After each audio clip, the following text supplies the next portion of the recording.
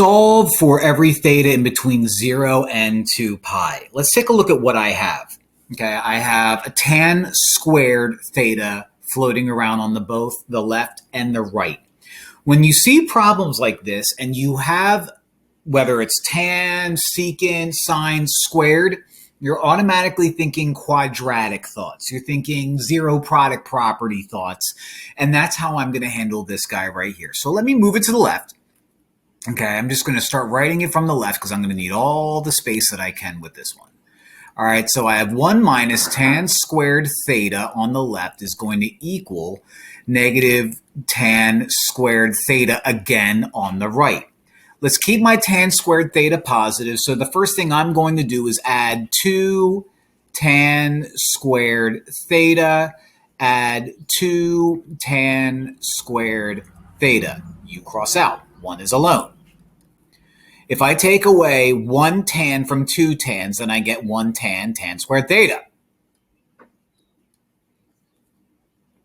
I'm also going to subtract 1, and that leaves me with 0 equals tan squared theta minus 1.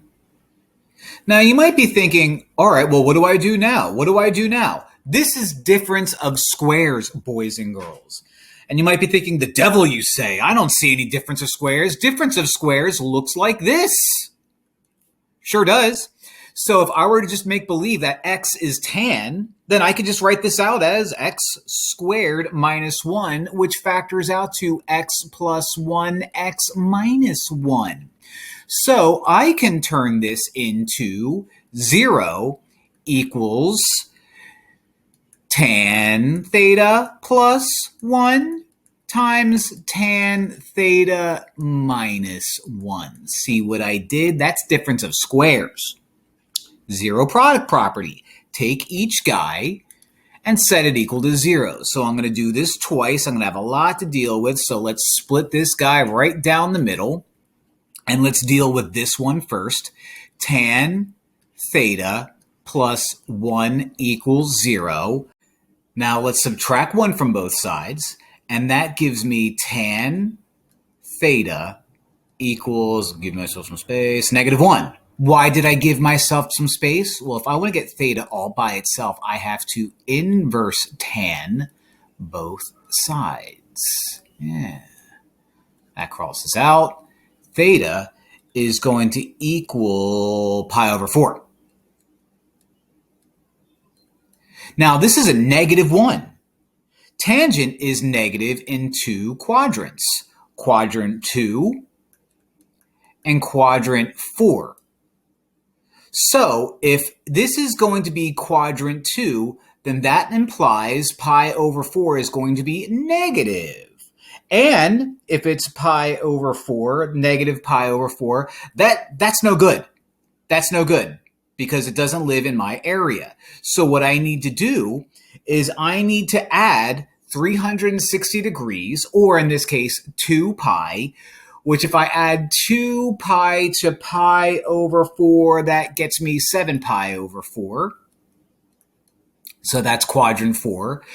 And if I want the quadrant 2 version of it, I'm going to have 3 pi over 4. See, 7 pi over 4 is like the same as 45 degrees. So that's going to be the 45 degree version over here. So there's 2 of my answers. Oh, but I'm not done. I'm not done at all. You see, because I now have to do tan theta minus 1 equals 0. Add 1. Tan theta equals, give myself some space, 1. Inverse tan, both sides, inverse tan, both sides, and theta is going to equal pi over 4. Tangent is positive in quadrant 1 and quadrant 3. This is quadrant 1. This is basically 45 degrees. So if I spin it out to quadrant 3, let's add pi, and that will give me 5 pi over 4. So over here, my 2 guys are 5 pi over 4 and pi over 4. So to put this all together, to sum this up, to finalize my answer, theta is 4 of them if it lives in between 0 and 2 pi.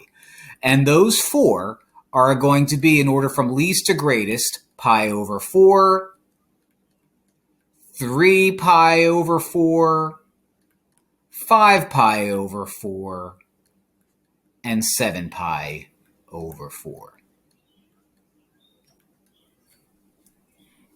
Whew! That's it.